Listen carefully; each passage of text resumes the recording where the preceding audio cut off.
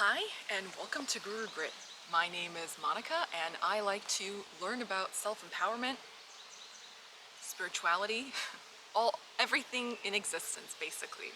So if you're curious and you have some questions about anything, then go ahead and ask, because I believe everyone deserves to know how the world really works. So that's why I started this, to purge misinformation and empower, to remind you of something you wanted to be reminded of long before you were born. So here we are, hanging out, enjoying a wonderful Wednesday afternoon, taking in the coolness of nature before a heat wave hits here where I live. And today's question is one that I receive a disproportionate amount compared to others. I don't mind receiving it, it's fine, but if I've said it once, I feel like I've said it 100 times, and I'll have to keep saying it. So the question is, I've read a lot, I've heard a lot, I've been told a lot that if I try and manifest a specific person, it's going to backfire on me. There's a lot of karma because I'm violating that person's free will. There's a very short answer to this, and I have made a previous video if you want to watch it, a specific person of free will. And it was very general, like a soft landing answer, but I can do more. So we're gonna do that now. Firstly, when someone says that to you, trust how you feel. Go by how it feels. If you think, oh my God, I didn't know that, these bad things are gonna happen now, you're anxiety ridden, you're fearful, you're paranoid, that isn't true. Anything that makes you feel like that, your inner self is steering you, that can't be right for you. And people say, what if you're in danger? Exactly. Your inner being is letting you know you have a bad gut feeling, you're on high alert. Do you run into danger or you run away from it? You book it and you take off. I don't blame those people because they speak from their level of understanding. They speak from their level of perception, and that's fine. That's where they are. They are where they are. You are where you are. I am where I am. We are all where we are, and that's okay, and it has to be okay because it is what it is. But what it also says, it sends you the signal that you can't have what you want. You can have a little bit, you can't have it all. And how does that feel? I tried to attract a specific person once, and I got in big trouble with the world. The universe, life, spirits, ancestors, gods, angels, demons, aliens, whoever, okay? So I'm just trying to warn you, okay? So what does that mean? You can be happy, but don't be too happy. Never do better than the people around you. We need to get together and feel comfortable in our boxes. We have to feel like we're in these groups and we're comforting each other through our own mediocrity. That's okay. And don't you ever advance and do better than any of us. You can have it all. You can have it all. So that's the first thing. You have to make peace with your desire. You get to decide what you want. You get to tell yourself you get to have it. Nobody else. The second thing is to understand logically how, to the core, void of logic, sense, intellect, and truth it is to say such a thing. Because if you have free will, that means you have the free will to attract someone, because you have free will. What makes you so special that they don't have free will? Do they not then have the free will to refuse you? Yeah, of course they do. So if everyone has it, if one person has it, everyone has it. And if they don't have free will, because you're drawing them in, that means you don't have free will. So why are you drawing them in? Either we all have it, or nobody has it. No exception. No exception. You can try and give as many anecdotes and stories and examples of people that this has happened to. You can try to quantify it from intellect, talk to people with PhDs and masters and people with empires who've written books. I don't care how much you know. You cannot defy law. It is not man-made. That's like trying to philosophize gravity to the point that you transcend it and you just float up into the stratosphere. It applies to everyone. It applies to everyone. And there's no prerequisite or qualification. You don't have to know about it for it to work. It just works. You know, the seasons just work. That's it. So that's the first thing. Either you have it, which means everyone has it, or you don't have it and no one has it. And we do have it. And here's how you know.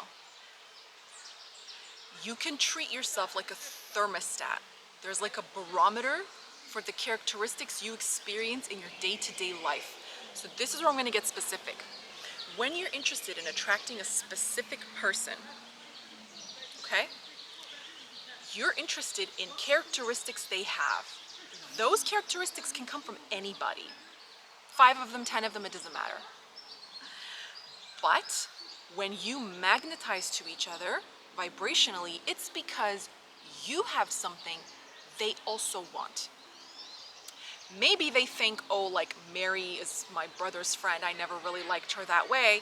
But at the same time, Joe or whoever wants someone who's a good listener, wants someone who's funny, wants someone who's wicked smart, wants someone who's fun and likes hiking. And Mary is all those things. So when they're in the same room, they magnetize. So human definition in this sense is exactly what holds our desire away from us. Because we think it has to make sense. It doesn't have to make sense, it has to feel right. And you have to be able to feel your way into it. And this is why sometimes it helps to separate thought from feeling. And sometimes it helps to mix them. But if you could think about it alone without feeling anxious, then thinking is enough. So I have no anxiety about that because I know whoever I attract in my life, I have something they want. I have something they want. I don't have to be the same as them, but I fulfill a purpose. Now, when it comes to free will and specific people, even more specifically, think of it like this. No one has free will in your reality except you. So, if you meet up with your specific person and you expect to have fun and be with someone funny, they have no choice but to make you laugh. One or another, they'll make you laugh. This also means, because you are in their reality, and this, you don't have to be deliberate about it.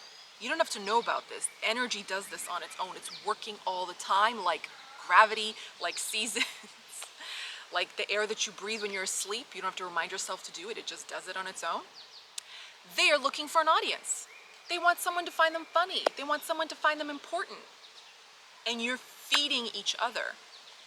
So in their reality, you have no free will either.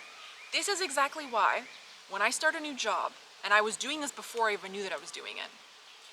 I don't like bullies and I can't stand like injustices. I'm a very sensitive person.